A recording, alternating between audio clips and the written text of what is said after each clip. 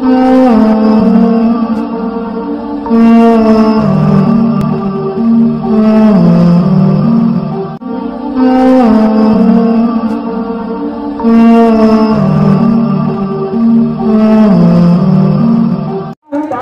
का मामला, एक औरत ने इसी नौयत का मुकदमा दायर किया कोर्ट में और 15 साल तक दोनों तरफ से ये मुकदमा दोनों लड़ते रहे। शौहर और बीवी भी दलाइल देते रहे, वकील जीतता रहा। यहाँ तक के 15 साल की मुद्दत गुजर गई। जो भी जमीन और जायदाद रुपए पैसे से सब बर्बाद हो गए। उसके बाद अब वकील को रहम आता है, इसलिए कि देने को कुछ नहीं। वकील दोनों को मशवरा देता है, दोनों के वकील इस मामला को खत्म करा लो और मुस्लिम में हमारे शरिया का ऑफिस है, वहाँ चले जाओ, हम काजी साहब को फोन कर देते, वहीं से मामला हल होगा। अब 15 साल तक दोनों केस लड़ते रहे। जब वकील ने देखा आमदनी अब बंद हो चुकी है, सबको मशवरा दे रहा है, के दोनों बड़ी वहाँ से मांग मुकदमा को उठाकर यहाँ पर आते हैं। सिर्फ और सिर्फ 15 मिनट के अंदर फैसला होता है। कितने मिनट में? 15 मिनट में। कितना खर्च? सिर्फ 500 रुपए जो मामला फीस है, 500 रुपए लिया जाता है और 15 मिनट में दोनों के दरमियान मुसालहत करा दी जाती है। 15 मिनट में वो फैसले होते हैं। इस हाल में कि दोनों नाक वाले ने अपनी जमीन को, अपनी जायदाद को बर्बाद कर दिया कोर्ट में लड़ते हुए। 1-2 हजार नहीं बल्कि लाखों रुपए बर्बाद कर दिया, लाखों रुपए बर्बाद कर दिया। फैसला नहीं हो सका। यहाँ तक के दोनों मिलकर दारुल कज़ा आते हैं और 15 मिनट में उसके दरमियान फैसला हो जाता है और मुसालहत करा दी जाती है।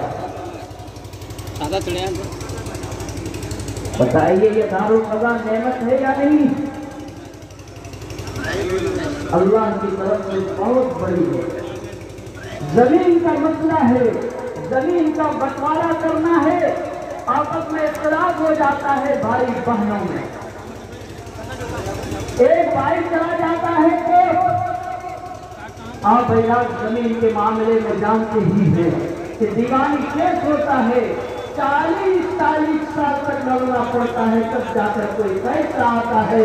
फैसला इस हाल में आता है कि 2 बीघे का मामला था और वो 2 बीघे में अपना हिस्सा हासिल करने के लिए एक बड़ी कोर्ट चला जाता है और कोर्ट छोड़ने के बाद वो मुकदमा करता है, लड़ते आता है। सिर्फ वो 2 बीघे जमीन ही नहीं बिकती है बल्कि अलग से जो उनकी जायदादें हैं दोनों की, वो भी बिक जाती है और फैसला इस हाल में होता है। उसमें से आधा फलां को, आधा फलां को, या 1 हिस्सा फलां को, 2 हिस्सा फलां को, 1 हिस्सा फलां को, इस तरह का फैसला आता है इस हाल में कि वो जमीन की मौजूद है।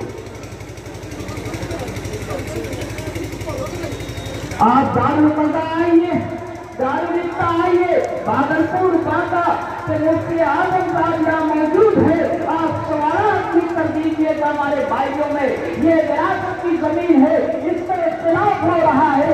आपको 10 से 15 मिनट में अगर फुर्सत में होंगे आपको जवाब मिल जाएगा। दारुल कज़ा आइए, यहाँ पर अपना मामला रखिए काजी साहब के दरमियान कि हमारे दरमियान जमीन का ये इख्तिलाफ चल रहा है भाइयों का, हमारी ये दरख्वास्त कबूल कीजिए।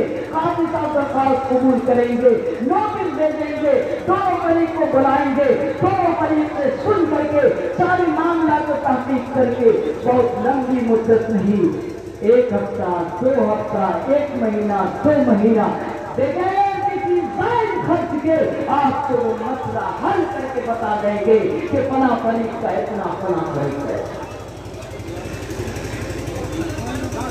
तो अल्लाह की नेमत कहेंगे या नहीं कहेंगे? बहुत बड़ी नेमत।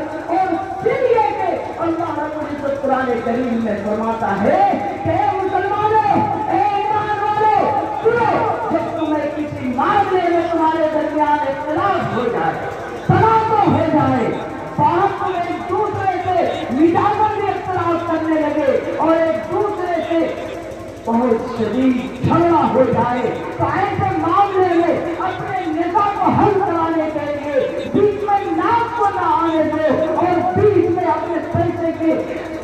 ظاہر کی بنیاد پر تکبر میں آ کر کے ان لوگوں کے پاس مت جاؤ جنہیں شریعت کا علم نہیں ہے، بلکہ فرجوہ الی اللہ، اپنے معاملے کو حوالے کرو اللہ کے حوالے کرنے کا کتاب اللہ کے حوالے کرو، قرآن مجید میں غور کرو کس مسئلے کا حل کیا ہے، اس کے بعد رسول اللہ کی تعلیمات میں جا کر غور کرو کہ حل کیا ہے، اس کے بعد جو آپ کے درمیان اولو الامر ہے کہ جن کو ہم لوگ اپنا امیر مانتے ہیں، تسلیم کر چکے ہیں، اس امیر کے پاس جاؤ یا امیر کی طرف سے منتخب کرتا جو قاضی ہے ان کے پاس جاؤ اور جا کر کے مسئلے کو رکھو اور وہاں سے قرآن کی روشنی میں اور حدیث کی روشنی میں اپنے مسئلے کو حل کراؤ۔ اگر آپ نے اس پر عمل کیا تو آپ کا ایمان بھی محفوظ، آپ کی عزت بھی محفوظ، آپ کا پیسہ بھی محفوظ، آپ کی دولت بھی محفوظ، اور خدا کی قسم سب سے بڑی بات یہ ہے کہ غیرت ایمانی بھی محفوظ۔ اور اگر آپ نے اس کے خلاف اپنے نام کو صرف اوپر دکھانے کے لیے ان سبھوں پر چلے گئے، یاد رکھو وہاں وقت بھی برباد